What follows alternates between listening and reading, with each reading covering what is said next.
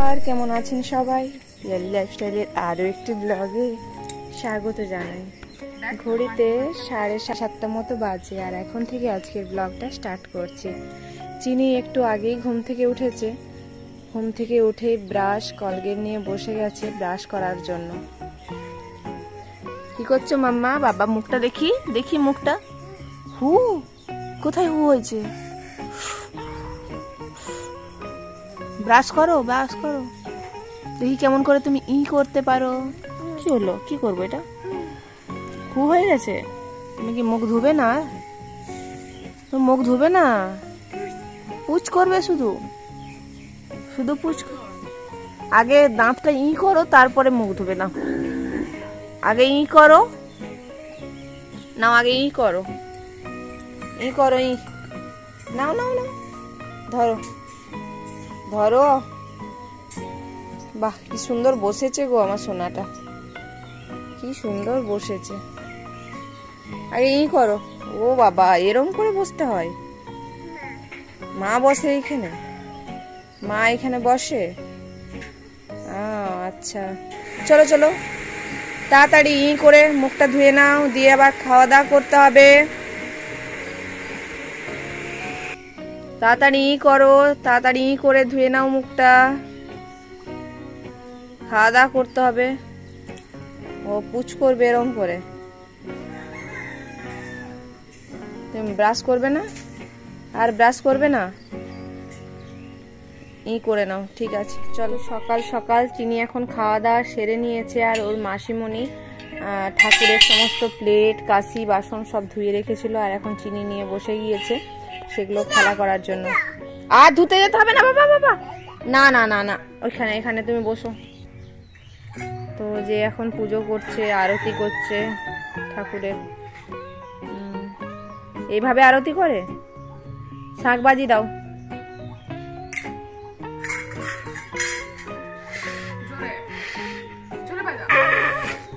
দেখি আবার বাজাও, আবার বাজাও বাজাও। তুমি পারবে, তুমি পারবে না। আমার দিকে ঘুরো, তাকাও তাকাও তাকাও। শাঁখ বাজাও, শাঁখ বাজাও।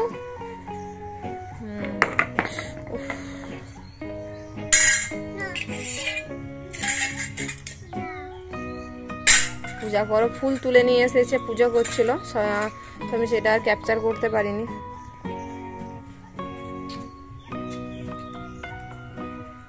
যাও রেখে দাও গুছিয়ে, পরে আবার পুজো করবে। হ্যাঁ কোথায় যাচ্ছ তুমি?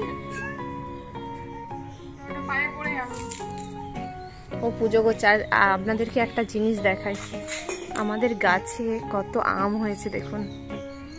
এই যে এই যে আপনারা কি বুঝতে পারছেন কত আম হয়েছে? মানে এই গাছটাতে যে এত আম ধরবে এবছর একদম ভাবতে পারিনি। পুরো গাছের ভিতরে ভিতরে প্রচন্ড আম আছে দেখছেন। তো আমগুলো পেড়ে নেব খুব তাড়াতাড়ি, কারণ বেশি দিন রাখা যাবে না। মারে বোম্বে চলে যাবে বাবাকে চেক আপে নিয়ে, তো তখন আমি বাড়ি থাকবো না। তো যখন আমি বাড়ি থাকবো না তখন দেখবো হয়তো গাছ খালি হয়ে গেছে, তো ওই জন্য আমগুলো পেড়ে নেব। আর ওই গাছটাতেও অনেক আম ছিল, সেদিনকে পেড়ে নিয়েছি। ওই গাছটাতেও প্রচণ্ড আম ছিল, সেদিনে কিছু পেড়েছি, আরও কিছু রয়েছে আর কি, লো পারতে হবে। আর এই গাছটাতে আগের বছর প্রচুর আম ধরেছিল, এবছর একটাও ধরে না। এইদিকে দেখছেন চিনির অবস্থা কি? চিনি খেলা করতে করতে হাতে একটু লেগে গিয়েছিল, ওই দিকে বলছে আমাকে এখন বরফ দাও, হাতে হু হয়ে গেছে। তো কান্নাকাটি করে এখন ফ্রিজ থেকে বরফ নিয়ে এসে বসেছে। যখনই বরফটা ফ্রিজ থেকে বের করে নিয়ে এলো তখনই ওর হাতের হু ভালো হয়ে গেল।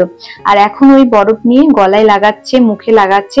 আর এইদিকে এতটাই গরম লাগছে আর এত ঘাম হচ্ছে, যার জন্য আর কি বলবো, আমরাই তো পারছি না। আর এখন ওই যে বরফ নিয়ে এসে একবার করে গলায় লাগাচ্ছে, একবার করে মুখে খাচ্ছে। এত দুষ্টু হয়েছে আপনাদেরকে কি বলবো। আর এই কদিন না ভীষণ দুষ্টুমি করছে, সব সময় আমার বাবাকে তো নাজেহাল অবস্থা করে দিচ্ছে, এদিকে নিয়ে যাচ্ছে ওইদিকে নিয়ে যাচ্ছে। লাস্ট পর্যন্ত বাবা তো বলে যে আমি ওর সাথে আর পারবো না, যে ওকে দেখবি দেখ আমি আর পাচ্ছি না। মানে এরম হয়, বাবা ওর পেছন পেছন ছুটতে ছুটতে আলা হয়ে গিয়ে এসে খাটের মধ্যে শুয়ে পড়ে যে আমি আর পাচ্ছি না, ওকে ধরার অন্য কাউকে দে। তো মানে ওকে কোলে নিতে হবে না, কিন্তু ও দুষ্টুমি করবে, ওর পেছন পেছন সবাইকে লক্ষ্য রাখতে হবে, নজর রাখতে হবে যাতে না ও কোথাও কিছু পড়ে যায় বা কোনো দিকে চলে যায়। এই জন্য আমার বাবাকে দায়িত্ব দেওয়া হয়েছে যে তোমার তো সকাল থেকে সেইভাবে কোনো কাজ নেই, আর তুমি যেহেতু অসুস্থ মানুষ, শুধু তুমি চিনিকে লক্ষ্য রাখবে যাতে করে চিনি কোনো দিকে না চলে যায়। তো এই লক্ষ্যটা রাখতে গিয়ে বাবার এখন নাজেহাল অবস্থা, বাবা একদমই পাচ্ছে না ওর পেছন দৌড়াতে, মানে কখন যে কোনো দিকে ছো মেরে চলে যাচ্ছে আর কোন জিনিসটা যে ছো মেরে নিয়ে নিচ্ছে, মানে ওকে চোখের নিমিষে সব কাজ করে দিচ্ছে। ওকে লক্ষ্য রাখা মানে আরো 4টা চোখের দরকার। এইদিকে যে বরফটা আমরা চাইছিলাম যে বরফ ঘাটবে না বাবা, ঠান্ডা লেগে যাবে, আমাদের দিয়ে দাও, তখন ওই যে একবার করে কান্না করছে আর ওই ভয় দেখাচ্ছে মেঝেতে শুয়ে গড়াবে। আচ্ছা, আপনারা কি কেউ খেয়াল করেছেন চিনিমা পায়ে নপুর পড়েছে? অনেকদিন ধরে নপুরটা ওকে পরানো হয়েছিল না, দেখছি যে ছোট হয়ে যাচ্ছে, যার জন্য ভাবলাম যাক কয়েকদিন পড়ুক, আবার এটাকে চেঞ্জ করে আবার একজোড়া ওকে নপুর করে এনে দেবো। তো এই যে দুষ্টুমি চলতেই থাকবে। আর আমি এখন স্নান ধান করে বেরিয়ে পড়েছি, যাচ্ছি অফিসে। সাথে যাচ্ছে আজকে শুভ ভাই আমার সাথে টিউশন পড়তে, যার জন্য ওকে বললাম যে তুই আজকে বাইকটা চালা আর আমি আজকে পেছনে বসে যাই, যার জন্য ভিডিও করতেও আমার একটু সুবিধে হয়েছে।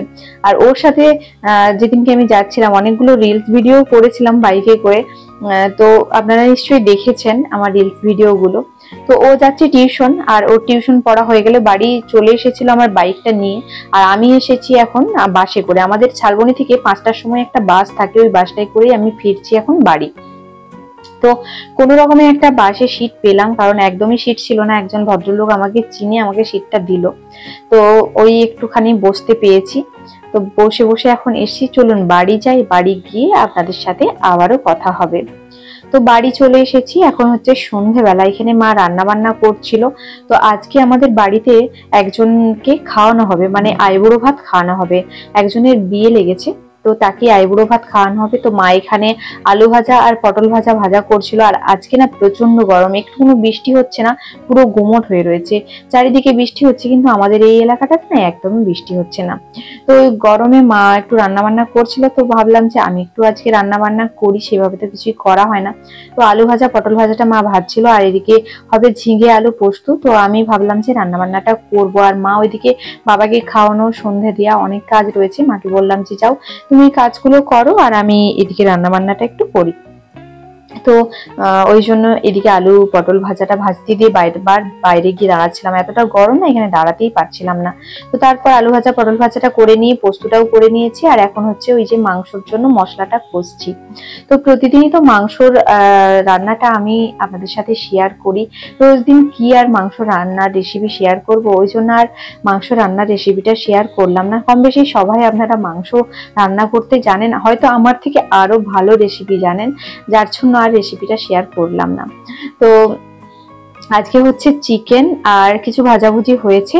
আমি যদি সম্ভব হয় তাহলে আপনাদেরকে লাস্টে কি কি রান্না হয়েছিল সবগুলো শেয়ার করব। মা ওই বিকেলের আগেই পায়েস, তারপরে যা যা মানে বিয়েতে খাওয়ানো হয় আইবুড়ো ভাতে সবকিছু মা করে রেখেছিল। তো আমি এখন চিকেনটা রান্না করছি, আর চিকেনটা জানেন তো অনেকটা জল বেরিয়ে গেছিল, যার জন্য রান্না করতে অনেকটা দেরি হয়ে গেছে, মানে জল বেরিয়ে যাচ্ছে, অনেকক্ষণ ধরে কষাতে হচ্ছে।